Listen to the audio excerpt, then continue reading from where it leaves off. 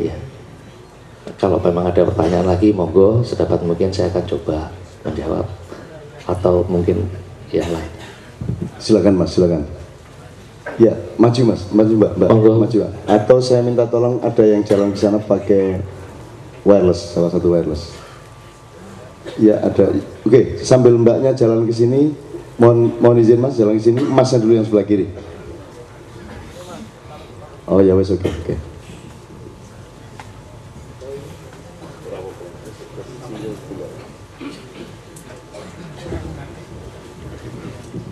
Assalamualaikum warahmatullahi wabarakatuh. Waalaikumsalam. Selamat malam menjelang pagi Pak Arso. Iya Bu. Saya mau tanya, saya pernah dapat informasi katanya pesawat terbang yang beroperasi di Indonesia itu ada yang hasil buangan dari luar negeri yang tidak lulus uji, dan katanya itu juga salah satu penyebab banyaknya kecelakaan. Apakah benar seperti itu? Terima kasih. Assalamualaikum warahmatullahi wabarakatuh. Waalaikumsalam warahmatullahi wabarakatuh. Sebenarnya ini bukan kapasitas saya untuk menjelaskan secara resmi, tapi karena ini hanya omong kesewawasan bicara antar sedulur ya. Sebenarnya sama saja dengan apa ya, kalau sepeda motor, mobil itu apa namanya, kalau di pesawat itu namanya kelaikan ya, kelaikan. Lah itu punya standar sendiri-sendiri, bahwa Eropa, Amerika, terus untuk Asia sini, Australia itu punya standar sendiri-sendiri. Jadi kalau kita tidak lolos di dalam Amerika, belum tentu penyanyi Amerika pun lolos dengan kita. Jadi sama saja dengan saya seorang pilot, saya sekarang ini pilot pesawat Airbus sekarang ini. Kalau saya mau menerbangkan pesawat kecil sekalipun, mesinnya cuma satu, pakai propeller, pakai baling-baling, itu saya harus sekolah lagi karena standarnya saya nggak mengerti. Jadi yang berkaitan dengan pertanyaan Ibu tadi, ketidaklulusan di Amerika itu memang bukan berarti jelek. Tidak lulus di sini bukan berarti jelek. Memang kita punya standar masing-masing.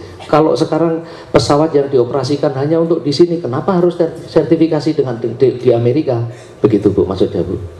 Jadi seperti saya pernah mendengar debat yang kemarin mengenai MA60 pesawat Merpati yang jatuh, yang kaitannya ini tidak lulus sertifikasi Eropa, Amerika, dan untuk apa? Wong tidak dioperasikan di sana kok kita mencari sertifikasi di sana. Nah, kalau mau dioperasikan di sana, tentunya pabrik itu akan menyesuaikan dengan standar yang mereka butuhkan.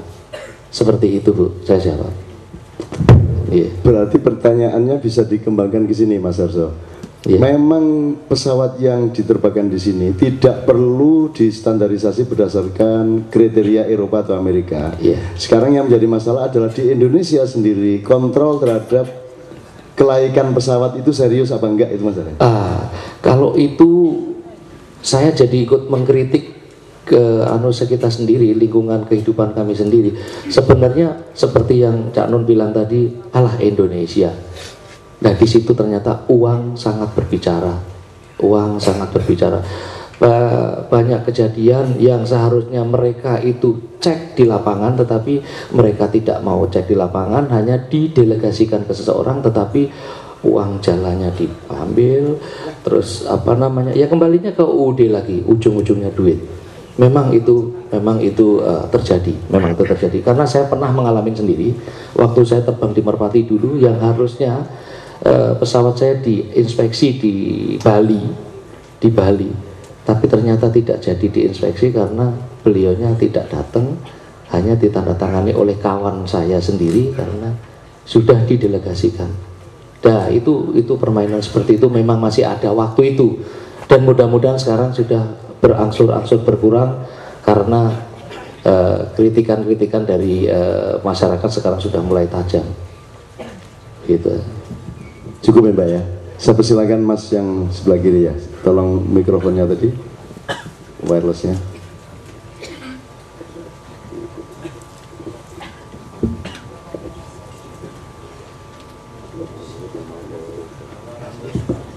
Bismillahirrahmanirrahim. Assalamualaikum warahmatullahi wabarakatuh. Selamat malam Pak Arson. Iya. Saya mau bertanya, mungkin tambahan dari Mbak tadi ya. Mungkin ini lebih umum lagi biar mungkin teman-teman termasuk saya juga, saya termasuk orang ya nol sekali, tidak paham sekali masalah pesawat. Yang saya tanyakan mungkin lumayan ada 3 ya. Yang pertama mungkin jenis-jenis pesawat Pak. Ya jenis pesawat itu kan ada Fokker, ada Boeing, ada banyak sekali. Mungkin bisa dijelaskan sedikit apa sih kelebihan dan kekurangannya. Itu yang pertama. Yang kedua, menyambung lidah dari Cak Nun tadi, beliau tadi nanyakan jam terbang maksimal pilot sehari itu berapa sih Pak? Nah yang ketiga ini, ya kok kenapa sih pramugari itu seksi-seksi semua Pak? Iya, kenapa ya? Kalau kita kaitkan mungkin ada unsur kapitalisnya Pak. Nah itu mungkin perlu dijawab, dan memang memang pertanyaan yang ya memang kalau saya lihat walaupun hanya nonton, memang kan pramugarinya wah seksi-seksi ya. Apalagi mungkin rata-rata ya ke atas semua kan, ke atas. Terima kasih itu ya. Iya. Menjawab yang pertama, ada beberapa jenis pesawat dari pabrikan Fokker, Boeing maupun Airbus, atau apalagi jenisnya Embraer dan sebagainya, masih banyak Sukhoi dan sebagainya. Kebetulan saya pernah menerbangkan semua pesawat itu. Saya pernah menerbangkan pesawat Fokker, dari Fokker 27 saya pernah terbang, Fokker 28 saya pernah terbang, Boeing 737 saya pernah terbang, dan sekarang saya terbang pesawat Airbus. Saya pernah terbang. Itu masing-masing punya kelebihan Pak, masing-masing punya kelebihan dan masing-masing punya kekurangan. Hanya secara pribadi kalau Bapak tanya ke saya, karena saya sekarang terbang pesawatnya pesawat baru, yaitu pesawat Airbus, saya lebih pilih Airbus. Memang dari sisi safety-nya menurut saya pribadi, mungkin orang lain akan menilai sendiri-sendiri, karena paling tidak pesawat itu baru, sehingga kelemahan-kelemahan yang lalu bisa terbaca oleh Airbus, sehingga sekarang ini kalau menurut saya yang paling bagus, paling aman Airbus, karena pesawat Airbus itu semua otomatis. Pesawat Airbus itu hanya diterbangkan oleh manusia itu hanya 5 detik Pak, 5 detik dipegang orang, lainnya sudah otomatis semua. Sampai landing pun mata ditutup pun pesawat akan landing dengan sendirinya, ngerem dengan sendirinya. Pesawat yang saya bawa sekarang ini hanya 5 second saja. Jadi waktu take off, rolling, begitu airborne 100 feet atau 5 second autopilot on, sudah sampai di mana di tujuannya. Hanya entry-nya data harus benar, itu aja. Tapi kalau namanya pesawat Boeing masih, biar kata yang 747 itu masih semi manual. Karena pesawat Airbus kebetulan buatan Prancis, ini bapak ini dari Prancis ini. Bapak ini yang punya negara yang membuat pesawat Airbus. Jadi memang kenyataannya kalau menurut saya pribadi, saya pernah berpengalaman menerbangkan 3 jenis itu seperti itu.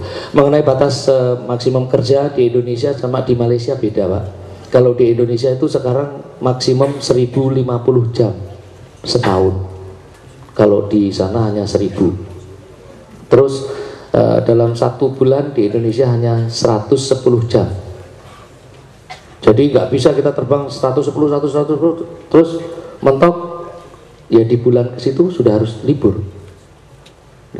Terus 1 minggu 40 jam, 1 hari 8 jam, 1 hari 8 jam. Lebih dari itu exceeding dari kerja working hours kita, itu akan berpengaruh pada performance kita, sehingga apa namanya safety awareness-nya apa ya namanya, apa ya, keamanan kita terhadap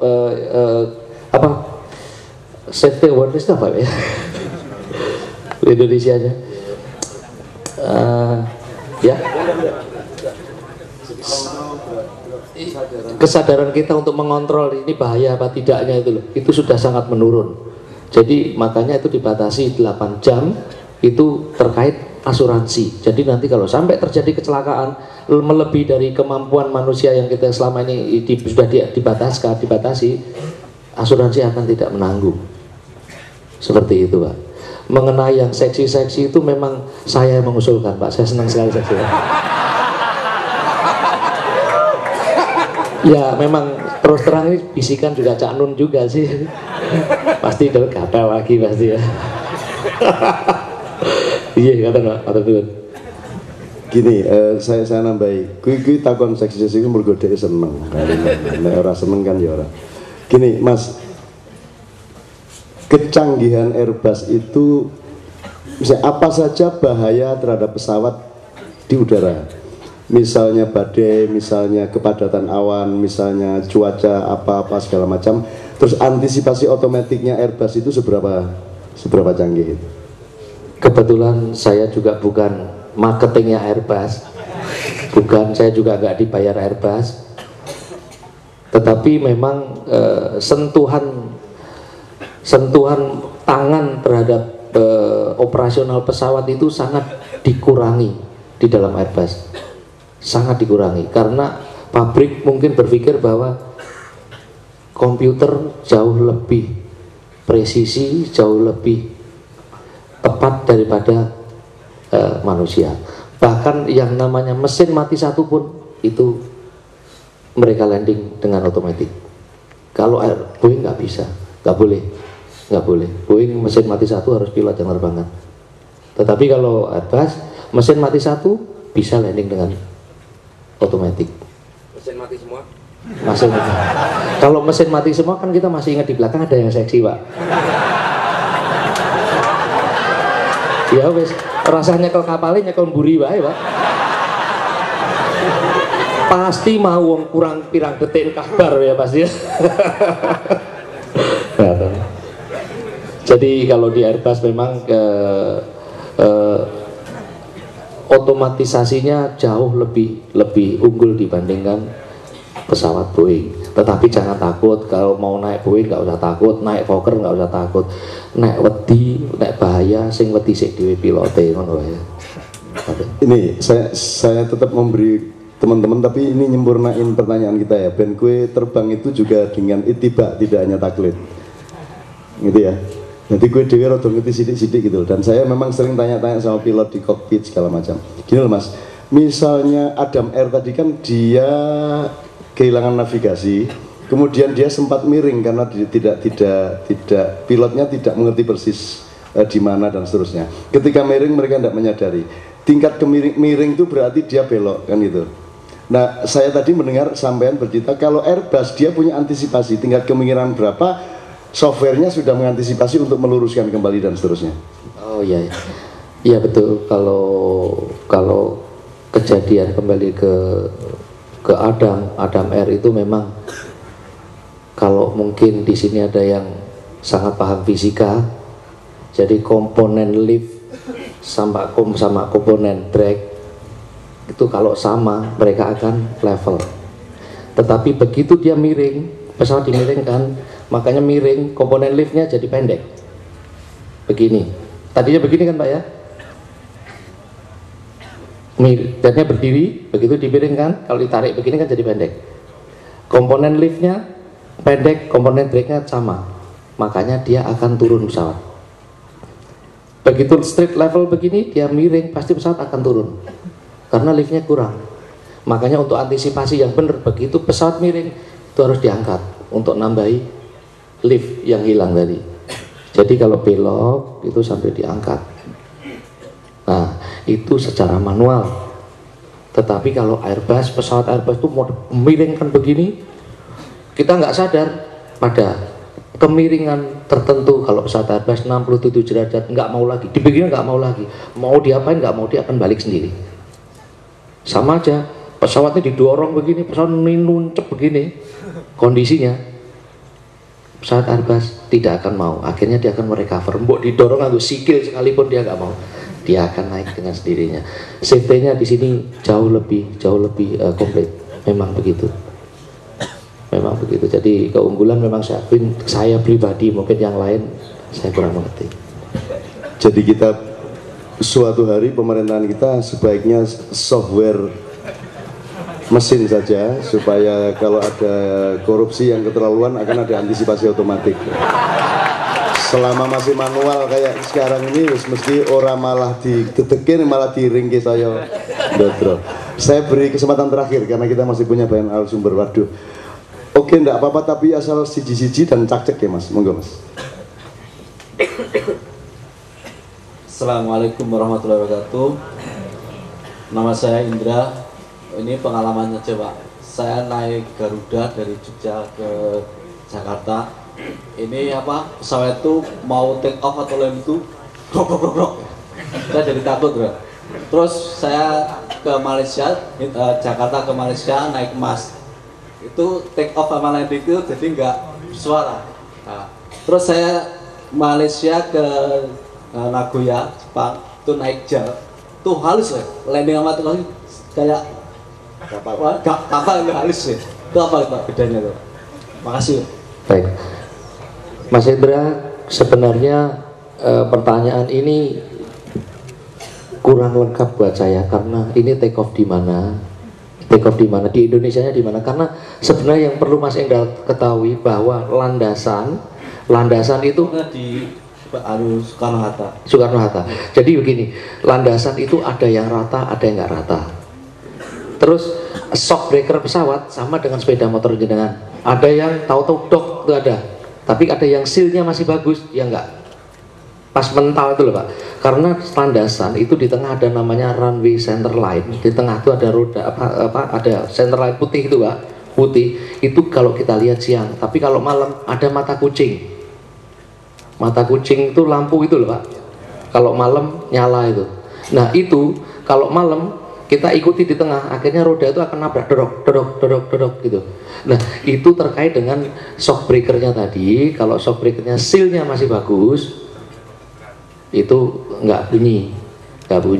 Tapi ada juga landasan yang depressionnya gelombang begitu, itu ada yang begitu.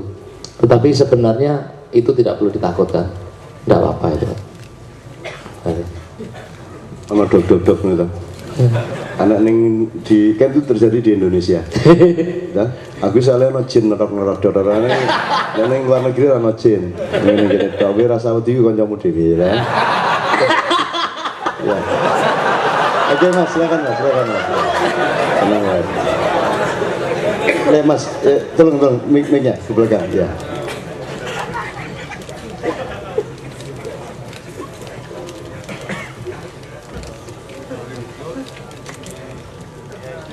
Assalamualaikum warahmatullahi wabarakatuh. Ringges Pak Arso. Saya sering pesawat sering kayak gitu. Cuma satu aja tanya. Trik dapat tiket murah agak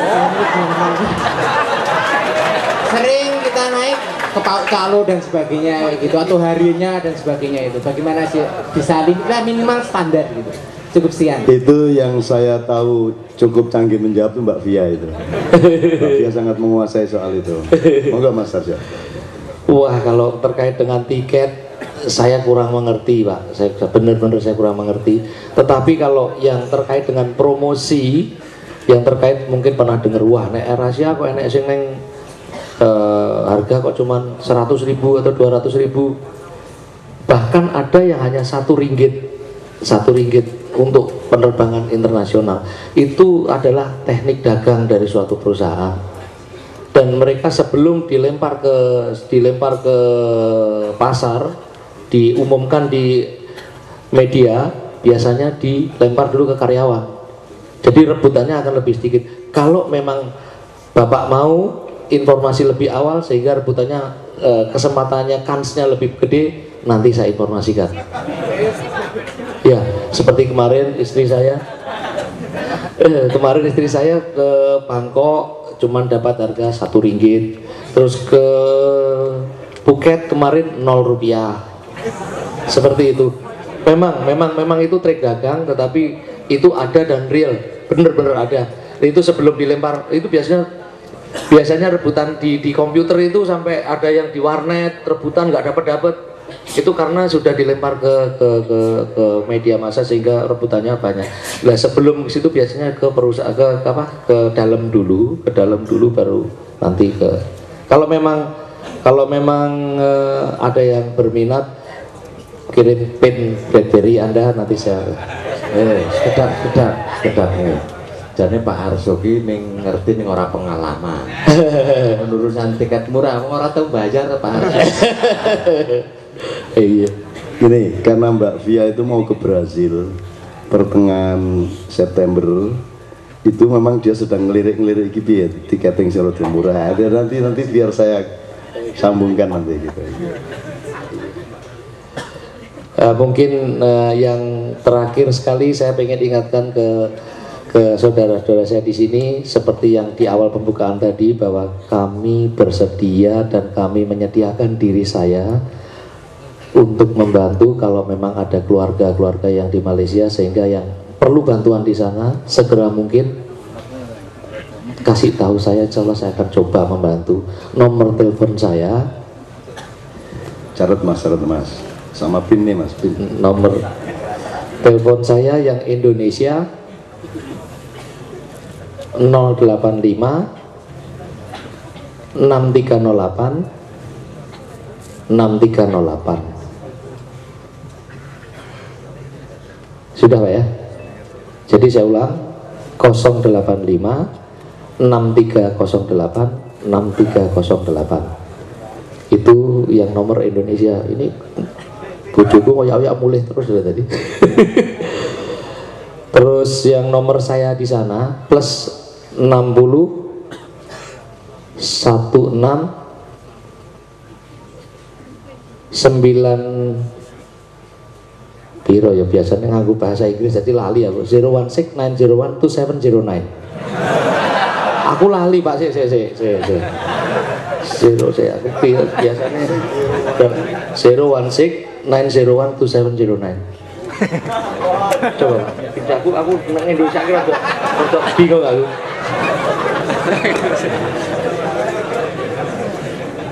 Ini karena habis terbang cukup panjang sehingga kesadaran kontrolnya menurun.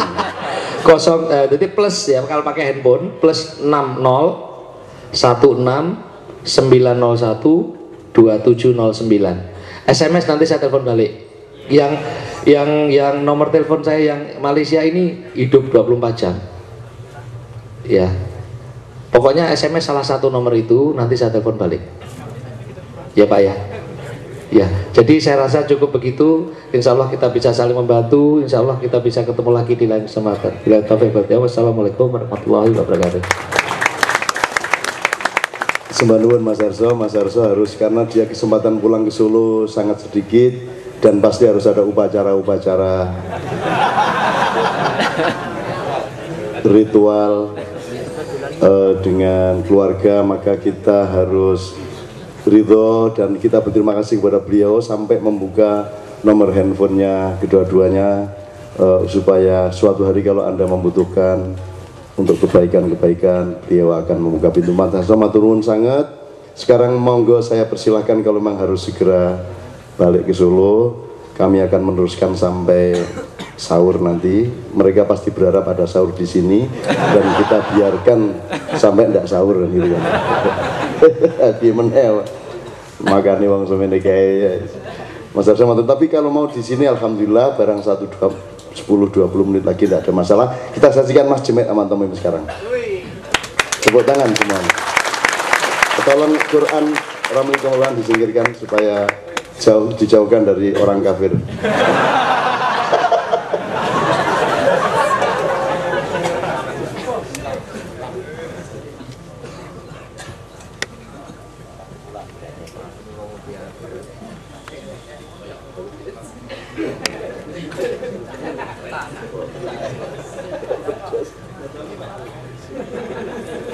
Wajib.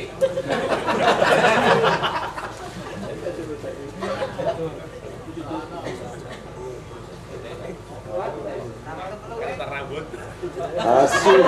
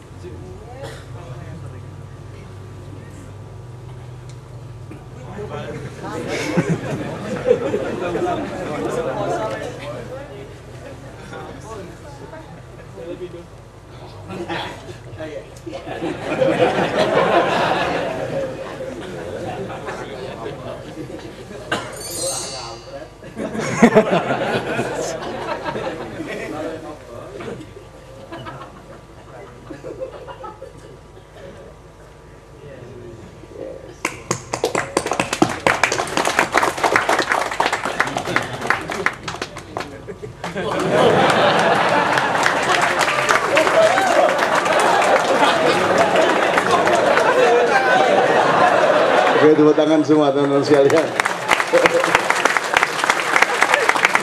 Honornya tanggung jawab Ketua SARBI.